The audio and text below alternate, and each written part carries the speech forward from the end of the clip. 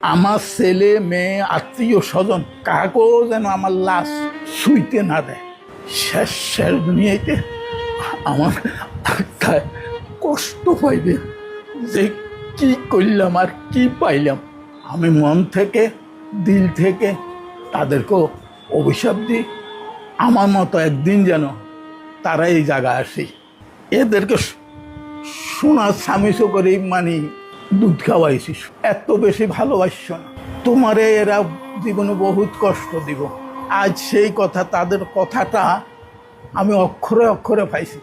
আমার ভাবিরা কইতো, যখন বস্তা বড়ি বড়ি টাকা দিছিলাম তখন মানে সব ঠিক আছে, আচ্ছা বুঝলাম ছেলেরা হইতে পারে, এটা মানি নিলাম, কিন্তু মেয়েরা কেমনে হয়, মেয়েরা কেমনে বাপকে এত অস্বীকার করে। মানে আমার জীবনে এই প্রথম দেখলাম আপনাদের কাছে এবং আইনের কাছে আমি একটা ডায়েরি দিয়ে যাব, এই ডায়েরিটা আপনারা থানায় পৌঁছাই দিবেন, আপনাদের দায়িত্ব, বুঝছেন। এই ডায়েরিতে আমার সব কিছু লেখা আছে, তারা আমার সাথে কি করছে। এই টাকা পয়সাটাই হইল আমার সবচেয়ে জীবনের কাল, ওনাদের গানের উপর আমার উঠাই দিয়ে গেছে, আজ পর্যন্ত দেখতে আসেনি, অন্তত খোঁজটা নেয় না। দেখেন দূরে কথা, খোঁজটা নেয় না। এইটা কি ধরনের ছেলে, এটা কি অশিক্ষিত? অশিক্ষিত হইল এক কথা, আর আমার মেয়ে কি অশিক্ষিত? যে মেয়েরে আমি পুতুলের মতো রাখছি, বুঝছেন, আমি কি তাদের কাছে টাকা পয়সা চাইছি? কিচ্ছু চাইনি, ভালোবাসা চাইছি। যাকে এটা আমার ভাগ্য আছে। আমার জীবনে আমি বহুত বিদেশ করছি, বহুত টাকা কামাইছি, বহুত টাকা খরচও করছি, বুঝছেন।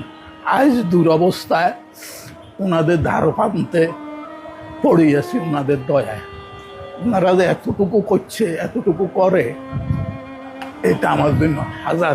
আমার শুধু একটাই অনুরোধ থাকবে, আপনারা এই জিনিসটা মানুষে দেখাইবেন, আমার ছবিটা দেখাইবেন, ছেলে মেয়ে যেন দেখতে পায় যে তার বাপ কী অবস্থা আছে, বুঝলেন।